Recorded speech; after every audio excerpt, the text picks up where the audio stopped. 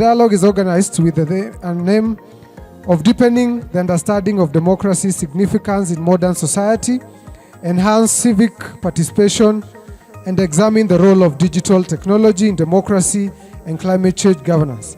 It is buttressed on the understanding that Africa has a long history of wavering governance and unstable democratic values. However, there has been an attempt to try out different governance strategies in various contexts, but most of these interventions have been trumped by lack of strong, sustainable institutions. Thus, the search for an effective model that may unlock the potential of civic participation in democratic processes in ripe. The debate is around a number of themes that we developed jointly and we thought are important for all of us: democracy, technology, youth activism, climate change, governance. Very important. Some of these themes, especially democratic governance, has been preserved, or certain disciplines, as it were, political science and related areas. But now, with the initiative of Youth Café and Riara University as it is, we witness that we in fact need to have them integrated in most of the things that we do, and those things that matter to the world, including climate change. Ladies and gentlemen, the current data shows that, and this data is from World Bank, from International IDEA, from African Development Bank, and many other databases that we know about, and those that we may not know at the moment, show that whereas Fragility State Index has been improving, among many states, especially those in Africa. That means when we talk about FSI, we mean things that make countries stable. In other words, countries in Africa have been stabilizing over and over. Now, what are these problems that make the graph for democratic governance go down or deep? And constitutional change, But there are a whole debate about those things, because seemingly, in short term, some of those countries that have had unconstitutional change, they seem to be stabilizing in West Africa. So the question is, are cook good or bad? That's a question for another day. Change of term limits is also an issue, and then decline in credible elections. In other words, elections have been compromised in many ways, and so that is an indicator that we are not doing very well. However, among the 4 indicators that I did mention that political scientists use to measure the status of democracy, at least participation has been higher. Participation, and I think the other one would be the rule of law. The rights, but the rule of law has been very much, very poorly done, and perhaps that is the reason why we are gathered here. Those are some of the questions we shall be reflecting upon. The legislation have been shown to play a role of countervailing 2 institutions, the legislature and the judiciary. They play what they call CI, countervailing. Countervailing is like counterproductivity. In other words, you are putting so much effort, but this effort is usurped by some forces. These forces are not good, and the studies have shown that it originates from 2 institutions at least, all right? The parliament and the judiciary. They have not been playing a positive role in terms of reinforcing, democracy. But then, how does the counterproductivity affect democratic consolidation? I believe that is one of the questions that is nagging us here. I hope at the end of this workshop, we can be able to get some solutions to that. But there are several outcomes of this state of affair. Just very quickly, lack of internal checks and balances, at least from the latest reports that we have. Weak parliamentarians or parliamentary institution, unaccountable police and security forces, endemic corruption, and negative geopolitical competition.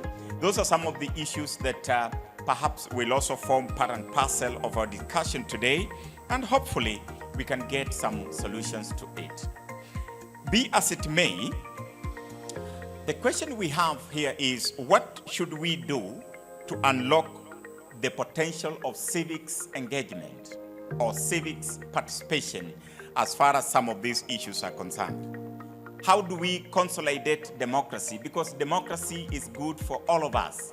In fact, the academic institutions are not exempted. In fact, studies have shown that institutions or organizations where you involve people in decision making, there are very high chances that you are going to have very little disruptions. All right? Disruptions, if you don't have disruptions in your institutions, your organization, you are likely to finish your academic calendar on time. You will have good graduates getting out on time, not people spending 10 years studying undergraduate or 20 years studying PhDs or master's degrees. So these things we are talking about are not just out there in our parliament, they also affect our institutions. All right, how much people are engaged. And no wonder these days students are part and parcel of the university governing council or governing bodies because it was deemed very, very, very important. It does seem to me that every time the continent, that is African continent, makes progress on the indicators of democratic representation, the neo-patrimonial behavior crops in. And we all know, or those who at least study these subjects know that neo-patrimonial behavior, they breed kleptocracy and oligarchy. In other words, I have made a contention that there is transformation happening in many African countries, I can tell you. There is transformation. The difference is who is being transformed. Who is benefiting from the transformation? You hear people go into some cocoons, they go into some kind of rooms, they agree that I'm going to give you this money and please go and make this statement so that people feel positive about it. You are going to be part of the government through proxy. So you'll find even opposition becoming part of government, but in the public they deny they're not. Is that good for democratic consolidation? And so, who is really benefiting from this democracy that we're talking about? Is it the common people, the mamamboga?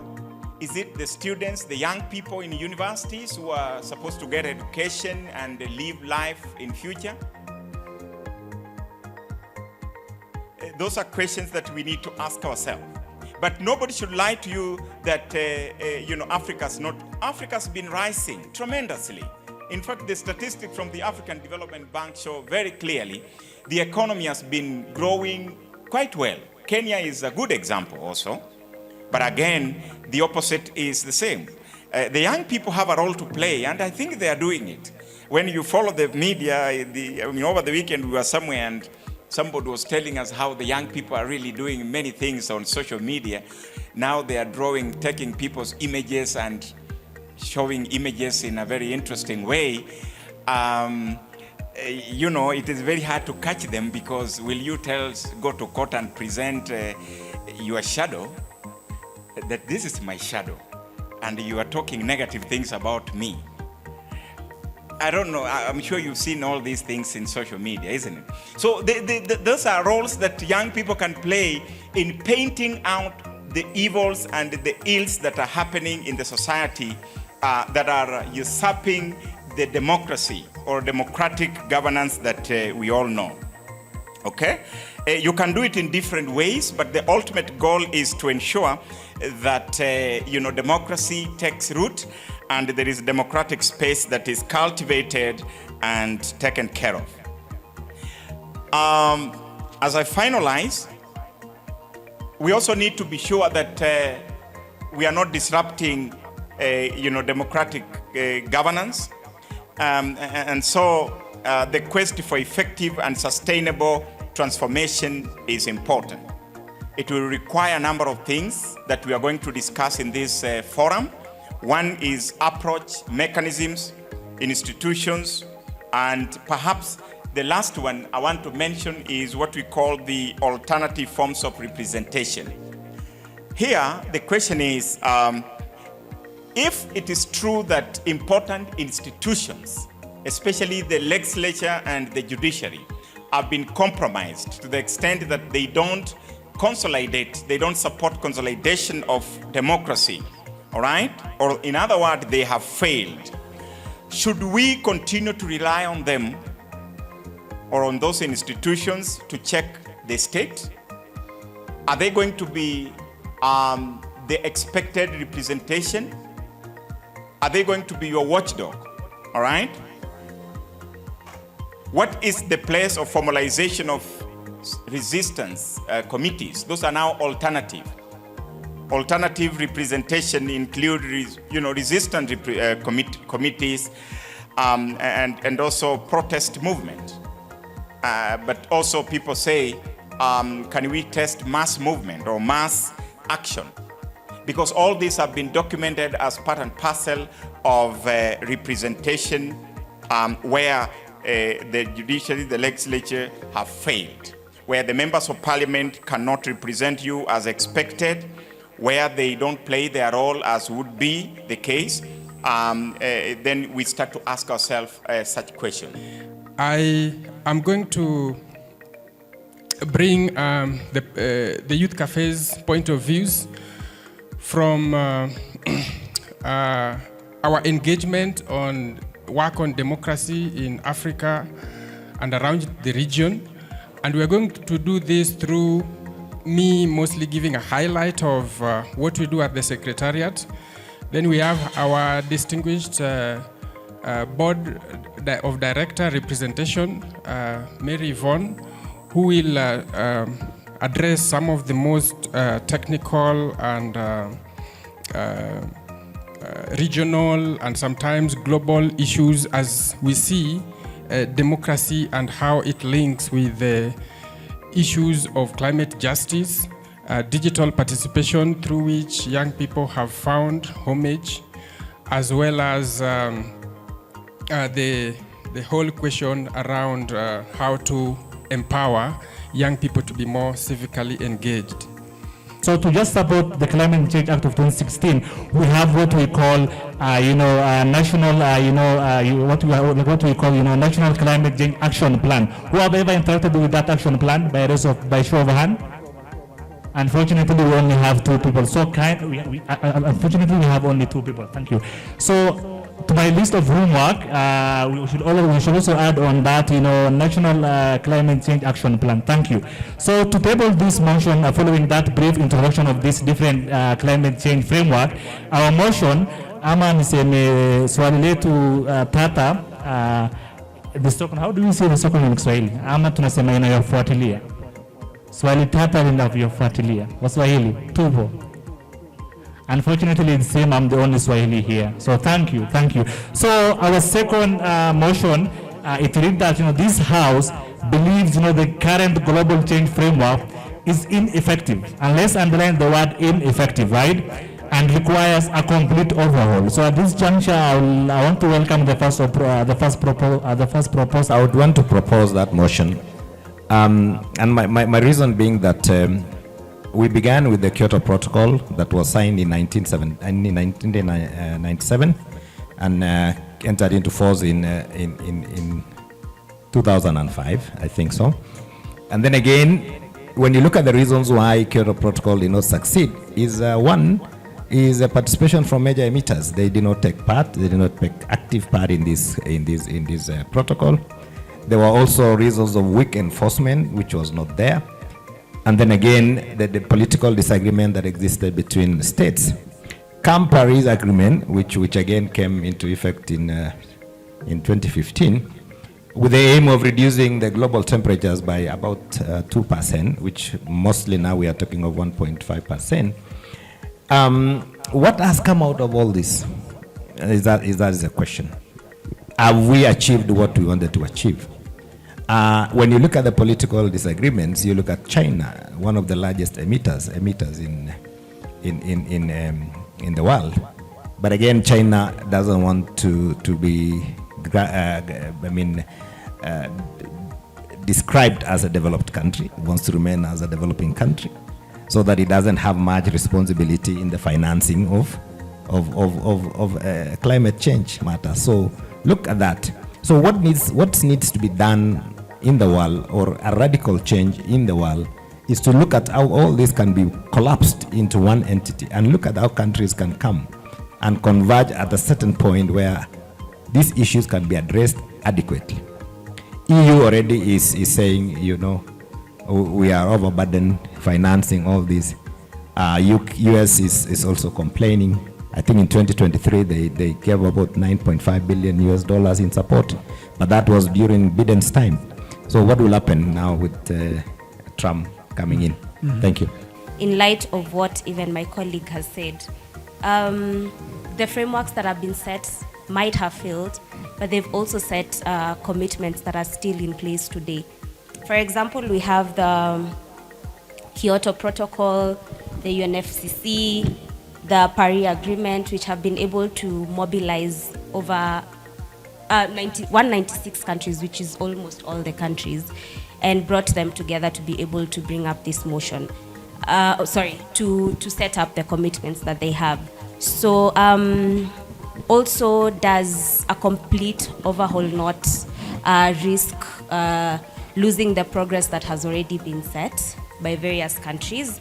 Or don't we really need to strengthen what we already have in order to promote accountability and openness among all countries in order to be able to achieve what has already been set? So a complete overhaul isn't really necessary because there's already progress ongoing. So there's a need to strengthen what we already have, the systems that we already have. When you look at the current agreements, you'll find that most of them, they actually benefit the wealthier nations and impose stricter regulations on African countries. So I believe it is very important as Africans, in the spirit of Pan-Africanism, to come together and have a regional strong group so that when we go to those conferences, we can actually have influence. Because at the moment, we always get the end shot of the short end of the stick, because we don't have the influence and we don't have the power. But currently, as the agreements are as at, there is not even enough accountability mechanisms or even enforcement mechanisms to hold them accountable. And that's why we still have this problem to date. We need to look at the question of sovereignty. Okay? Sovereignty is anchored in international law. So in most cases, you'll not find a country wanajistaki that we have not complied about A, B, C, and D. So sovereignty, the question of sovereignty has to be addressed, very objectively, so that we can make headway with regards to, compliance with these treaties or not, on whether to punish them or not. Thank you. We had 4 sets of questions. The first one, how can digital tools be leveraged to improve transparency, accountability, and participation in governance? Then the second one, what are the risks and challenges of digital engagement and how can they be mitigated? The third question is, in what ways can African nations balance economic development and environmental sustainability while ensuring climate justice for vulnerable communities? Then the fourth one, what role does environmental diplomacy play in resolving cross-border environmental challenges? Kindly say something about the first set, the issue of transparency and accountability in the use of digital tools. So digital tools will be very paramount in environmental issues, solving environmental issues, because one of the problems we have in the agreements, for example, just what we have been discussing, is how do we measure, for example, the inefficiency of Kyoto Protocol? We do not have measures in place. We do not have parameters to measure the effectiveness of that agreement. We do not have parameters to measure the effectiveness of Paris Agreement, for example. So if we have the digital tools, they can help us with getting data. And one of the problems we have, and especially with the developed countries, with the major powers, is they need data. They need to be provided that this is the amount they are producing and this is what they have done. We do not have those kind of data.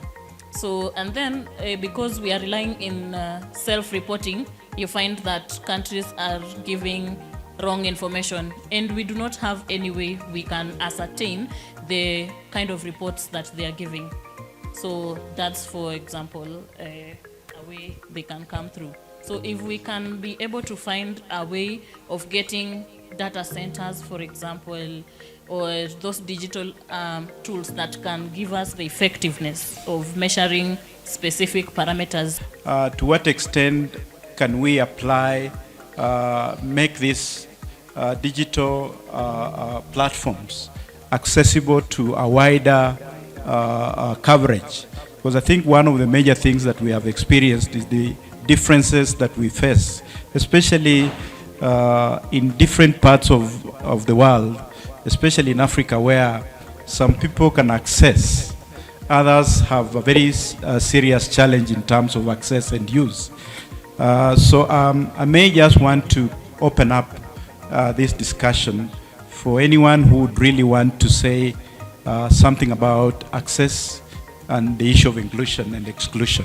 And one of the things that which I think I should mention also here is that there's an organization that has developed these digital toolkits called Wajibikaji Platform and the FOT app. Basically, this is what we are talking about here, because it encompasses everything, like collection of data, doing scorecards, what we are doing right now in Kiambu, because we have an organization that is doing that. So this is very essential in the fact that it doesn't not only deal with the apps per se ya simu, but shortcodes and SMSs, where you can just do your name, report on what you've seen. Last time we were discussing on nimeona polisi yakichukua pesa kwa barabara, what do I do? So this app helps you to take a photo and send with huge anonymity, because that again was another aspect.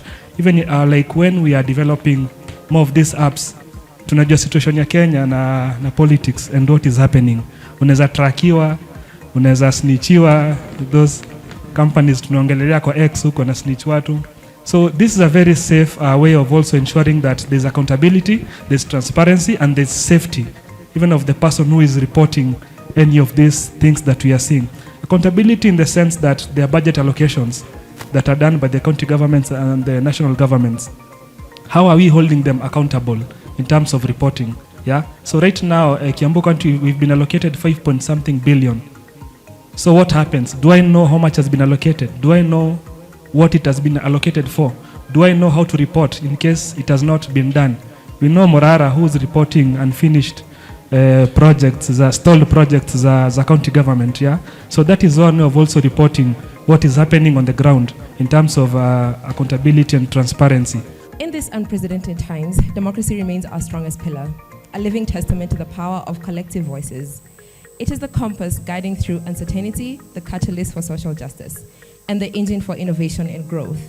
Democracy is more than governance. It is the embodiment of our shared humanity, where equity, participation, and accountability converge to shape a brighter and more inclusive future.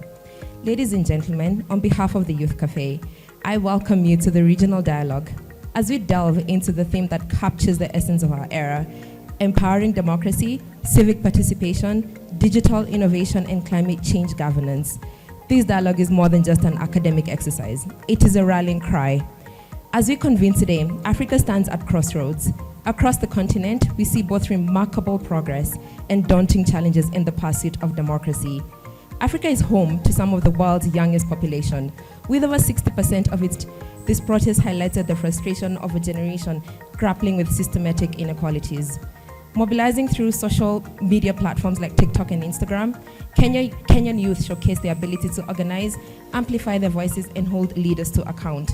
This protest were more than just a moment. they were a movement demonstrating the transformative power of civic participation in addressing societal grievances and reshaping governance. They also underscored the critical role of digital platforms in mobilizing and sustaining advocacy efforts, particularly among tech-savvy youth.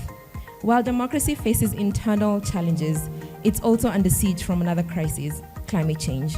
9 of the 10 most climate vulnerable countries in the world are in sub-Saharan Africa. Let that sink in for a moment. Communities across our continent are experiencing rising temperatures, prolonged droughts, erratic rainfall, and devastating floods, phenomena that disproportionately impact the most marginalized.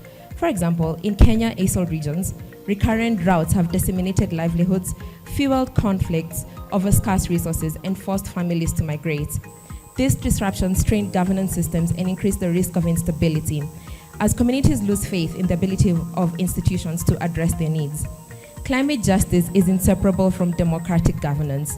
Those most affected by climate change, being smallholder farmers, women, and youth, are often the least represented in decision-making processes. Democracy must bridge this gap by ensuring that marginalized voices are not just heard, but actively shape policy. For example, in Uganda, local activists, including youth, have been at the forefront of climate activism, particularly concerning the controversial East African crude oil pipeline project.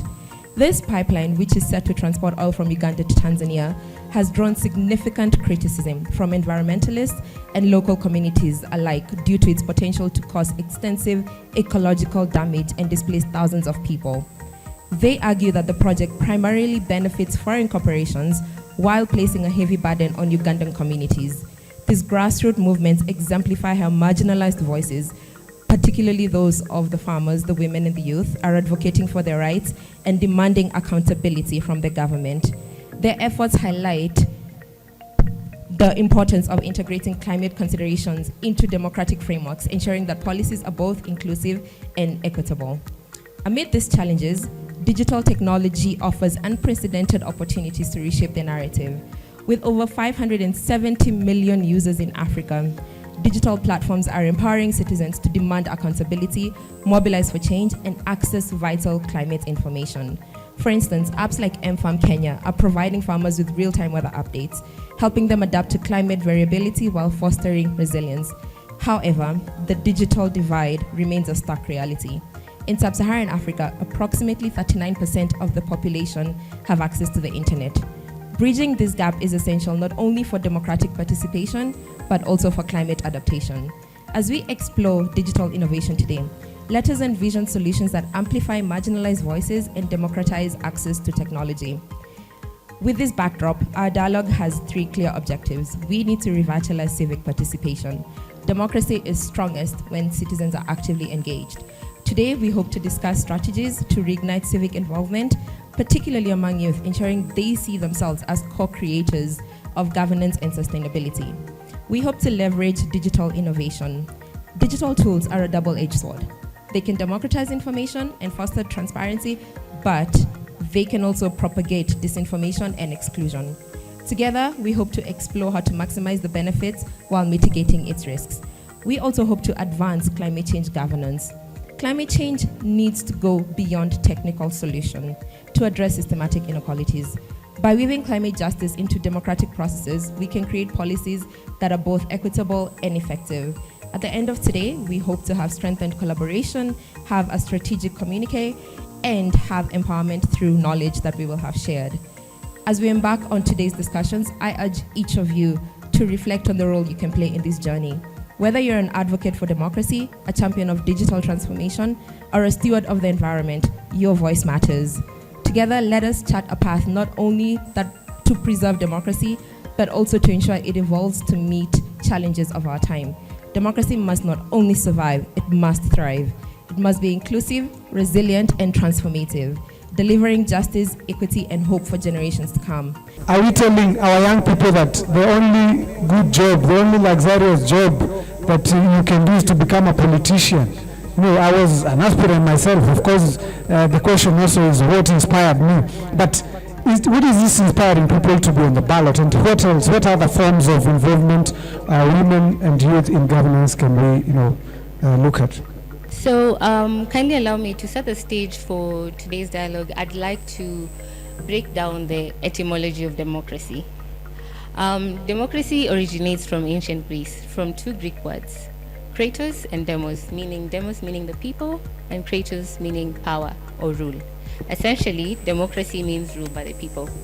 In its earliest form, democracy in Greece involved all males, citizens gathering in public spaces called the agoras to actively participate in governance and decision making. However, it's important to note that this early system, it excluded women, slaves, and non-citizens from participating. In contemporary times today, democracy has evolved to refer to a governance system where power ultimately resides with the people. This can be exercised either directly through mechanisms like referendums or indirectly through elected representatives. So when we take a closer look at some of these critical features of democracy that remain relevant across time and space, we have popular sovereignty, political equality, majority rule, minority rights, rule of law. And understanding this foundation is critical as we examine how democratic governance intersects with civic participation and the inclusion of marginalized groups such as women and youth.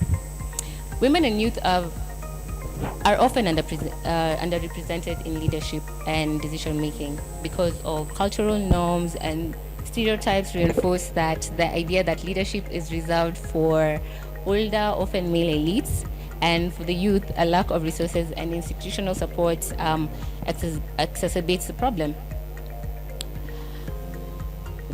And when it comes to governance, like you asked, including women and youth isn't just noble, it's very essential. And why it matters is, allow me to paint a picture of decision making within a family. If one person, let's say the father, makes all decisions, the outcomes are limited to his perspective, right? But when children or women are part of the conversation, the diversity of viewpoints leads to more balanced and inclusive solutions. The same principle applies to governance. Women and youth bring diverse perspectives, creativity and innovation, especially in addressing modern challenges like climate change and governance reform, equity and fairness, and accountability. Yet systemic barriers exist, like cultural norms, economic exclusion, limited education, and a lack of mentorship. And overcoming these challenges require targeted interventions like education, economic empowerment, policy reforms, and mentorship programs. So why inclusion matters is, as it brings diverse perspectives to the table, women and youth have unique experiences that can highlight issues that are often overlooked even in governance. The involvement ensures broader, more inclusive solutions to societal challenges. It also helps to foster a sense of ownership and belonging, and when people feel heard and included, it creates a more sense of equity, fairness, and justice. This often helps to correct historical imbalances and creates a more harmonious society. It also helps to the youth to bring innovation and creativity, because we the youth are the future, and we are full of energy, fresh ideas, and our adaptability are quite essential in tackling challenges like governance, reforms, and climate change. So when we include women and youth in decision making, we're not just giving them a seat at the table, we're building a more robust, progressive, and equitable society. And the voices matter, the perspectives enrich the process, and the participation leads to a greater and better outcomes for everyone. So as we reflect on the dialogue today, I'd love us to draw inspiration from ancient Greece, not because it was perfect, but because it started on a journey we're still on. The agoras of ancient Greece remind us of the importance of participation. Back then, it was about gathering in public spaces.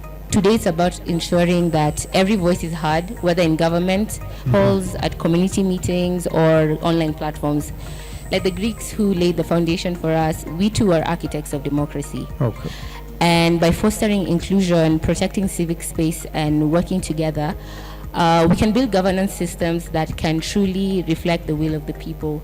So let's commit to that vision, and as we dive deeper into this. Thank you. I've participated in several policies, including national Land Alliance Commission formation as a youth representative by then. And you will find that the information that coming from community, civil society to the government can lead to, drastical they are doing. For us as Balozi wa Amani, we are really focusing in grassroots in the grassroots implementation. Like on Sunday, we did something small, a simple thing. On a post on WhatsApp status, I asked my friends to buy a lunch for a 3 household, and within few minutes, the power of social media, we are able to raise a food stuff for 3 households. That you see, this is power of the social media that we have, and the civil society. Because if the people are not fed by the government, as civil society, we are coming in to fill in the gap that the government is not doing. Lastly, the challenge with the government is, as the civil society, if you look at the projects that are there, if, for instance, we work with the government in terms of implementing peace, because we are focusing on peace building, you will find that the minister will write a report and they reject the project of civil society and write their report as the people who led the implementation of this project. So that can also hinder the civil society again to work with the government in implementing projects. Thank you. Having worked in government, what is the criteria of representation when it comes to policy? What is the criteria of representation when it comes to act, considering having fallen into the STI, the Science, Technology and Innovation Act? If you go through it, we do not have a representation of a young person. Most of the time, most of the meetings or most of the conferences that we attend, the constitution is for professors. Considering that professors are very learned people, actually we have some of the professors here, but to be very honest, with the people that we've interacted, the professors have interacted with in science, they are still a bit lagging behind when it comes to technology, even social media. Most of them even are struggling operating their LinkedIn and their Facebook account, and they're the same people we are so domiciled, and we are so much invested in them for them to spread the words and all this. GMO has been a very big issue, having me coming from a background of biotechnology. But how many youths that are in biotechnology are aware of the current trends that we have in GMOs? So mine, I've always been wanting to understand what is the criteria of constitution, because we want to sit in boardrooms where policy and decision making are being passed, so that we are not involved during implementation. The NGOs are not supposed to be in government. They are supposed to put pressure on government so that government can change. I think that's the traditional role. But NGOs are in many categories. There are some which could be policy oriented, and those ones can engage in government. The others which are the grassroots, complementing government efforts, or others filling the gaps where there is nobody. So I think, I didn't say all NGOs. There are some which should put the government on its toes, the others which we should engage, because what you want are results, isn't it? Yeah, so, but I've seen sometimes there can be a lot of tokenism, even from international NGOs. When I was governor of Meru, I did 600 boreholes in the semi-arid area of Meru, where we border with Isiolo. I not go to open them. I think one of the international NGOs, I'll not mention, did one borehole. And then it was all over in the media, and people are singing, clapping, you know. They are not remembering I've done 600. But because a Muzungu has come in the village to open a borehole, it got, you know. So, if there's a way you can penetrate and use government resources, you can have much more impact. But I think it is for you to decide which corner, which space you take as an NGO community. When I look at that data, is the fact that trust in democracy, the practice of democracy is very high, but trust in democracy is waning. And so I like to repeat this quote that one of our actors said, that the biggest threat to democracy is actually not the plutocrats. It's not the dictators, but it's the democratically elected leaders that don't make democracy work for the people. It is citizens going to the polls, electing leaders that they think will do better, and those leaders disappointing them. And the second thing, which we've not talked a lot here, is on technology and democracy. Right now, there's a lot of focus on, and Mule will perhaps speak to that, on using technology to enhance electoral transparency. But as the Nobel laureate Maria Ressa has said, sometimes technology is giving us democratically elected leaders that are not democratic. You could look at what has happened in America. You have a democratically elected president. Whether he's democratic is a whole other conversation, and across other parts of the country. So as we talk about, and this is Mule's area, as we talk about elections transparency and use of technology, we also can't fail to talk about the quality of leadership. And as an institution, that's one of the areas that we've also focused on in terms of our accountability. I think one of the best way to start dealing with this gap is to dealing with these challenges and the issues around addressing the misgovernance is, one, the young people taking their place and looking at the potential they have in terms of the knowledge and the numbers and the ability to drive the proper conversation and to drive the proper information, and also the place of just bringing in the experts. And when some of these events and fora are organized, they should be geared towards bringing out the actual information and just looking at the gap. Yeah. I think that is one of the things that we really need to focus. So the key highlights of the panel, or the first panel, was the women and youth inclusion in the civic participation. We had 4 points. I'll just touch on 2. There is an improvement in participation by marginalized groups in the political leadership in Kenya. Then devolution is in Kenya. In Kenyan case has been the best avenue for enhancing inclusivity. Then the barriers were social cultural issues, financial resources, established political cultures, and Then the role of CSOs in governance, both collaboration and collision, is depending on the state policies in areas such as education and environment. Then areas of collaboration vary across sectors. Then the lightning talk, we had 5 points. That is, the state of government institution remain fragile, and hence they need strengthening. On environment, there is need for knowledge on effects of climate change. Then women are more vulnerable in the effects of climate change as compared to men. Then the debates should now focus on the potential of the youth in governance. And then technology is a double-edged sword. You'll be able to see that on the report. Then the debate that happened before this on the environmental politics, we have 5 points also. COP29 will be ineffective without cooperation of the US, China. Then there's some examples there. Then absence of big countries will allow small states to be heard. Then the importance of low-income countries to take part in climate change negotiations.